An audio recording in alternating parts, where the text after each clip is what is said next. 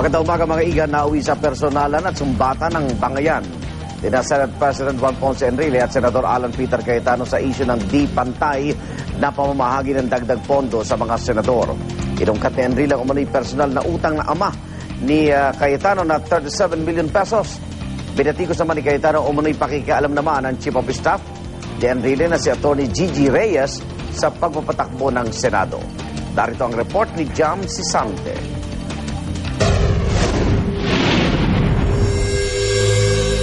Ng pera. Sa simula pa lang, kahit noong solo pa ni Senador Alan Peter Cayetano ang plenaryo habang nagpiprivilege speech, dama na ang tensyon sa pagitan nila ni Senate President Juan Ponce Enrile na seryosong nakinig sa bawat bitawan niyang salita. Question ni Cayetano kung bakit 600,000 pesos lang ang dagdag pondo mula sa savings ng Senado na nakuha ng opisina niya ng kapatid na si Senador Pia Cayetano at ni Senador Antonio Trillanes IV at Miriam Santiago. Ang iba kasi, 2.2 million pesos ang nakuha kahit nga raw ang kasama nila sa minorya na si Senador Joker Arroyo. Mahalaga raw harapin ang isyong ito, lalo't pera ng mamamayan at integridad ng Senado ang nakataya. I have to defend the Senate as an institution and to defend the minority. Paano mga kasama kung kayo naman ang nasa minority? Ganito bang Senado ang gusto nyo? Pag happy ang Senate President, may staff kayo, pwede magpa-detail, malaki pondo nyo. Pag galit sa inyo for one reason or the other, pwedeng tanggalan?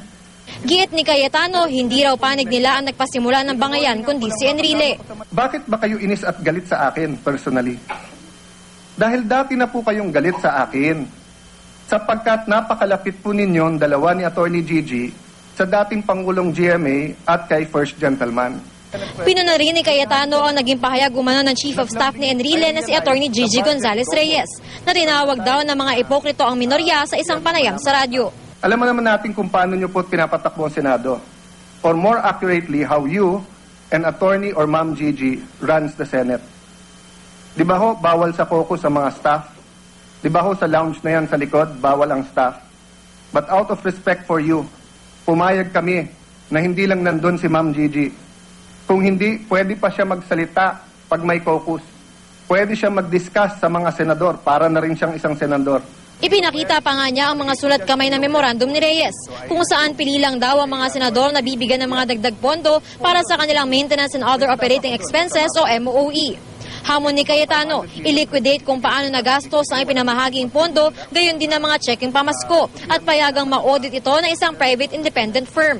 Maya-maya pa ay tumayo na si Enrile. Ang sagutan na uwi na sa sumbatan kaugnay ng 37 million pesos pang utang daw ng yumaong ama ni Cayetano na si dating Senador Rene Cayetano sa opisina ni Enrile. Wala na siya dito, paano pa niya masasagot? Number 2, Mr. President, nung siya'y tumakbong senador and he practically gave his life to you. Nung panahon ni President Cory po, at kayo'y nakulong, siya ang katabi nyo. Nung pong EDSA Revolution, siya po ang katabi nyo. Nung kayo po'y payaman ng payaman, siya po naman ay nagtiis din sa law office at nagpalaki. In fact, Mr. President, di ba bawal kayo mag-practice? Pero tinayo niya yung PECA bar. Po, ang PE naging Ponce Enrile later on, but Pecaso muna nilagay. But ever since the start, may opisina kayo doon. And when he ran for senator, you kicked him out of the law office na tinayo niya. And yung naging issue yung pera. But I don't remember that he owes you 37 million because he worked, Mr. President, if I may finish, Mr. President.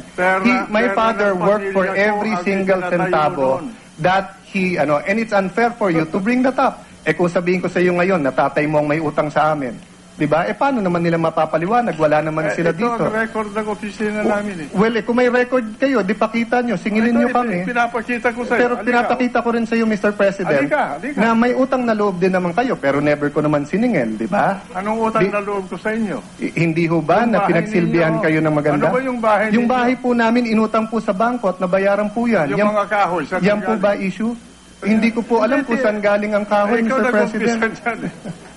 Ikaw nag-umpisa niya. Mr. President, hindi ako nag-umpisa. Every time po, Mr. President, na isa tayong issue, ano sagot nyo? Ang sagot nyo, Mr. President, oh my God, ang issue, sasabihin nyo sa akin, hindi ka pa pinapanganak, iho, nagpa-practice na ako. Mr. President, Mr. President, with the permission of the two gentlemen, can we ask for a 1-minute recess? With your permission. No, Akala mo yata, Hindi ako preparado sa mga sinasabi No, mo. Mr. President, akala ko sasagutin niyo yung issue sa Senado at hindi yung personalan.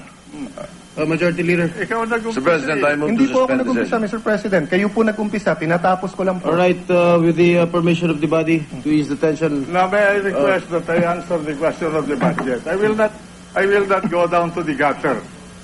Because this gentleman is You already lying. did, Mr. President. You already went to the gutter. Your chief of staff has already gone to the gutter. This is irrelevant to our discussions here, and you're bringing up things where a person who's already dead cannot answer. Para sa unang balita, Jam Sisante reporting.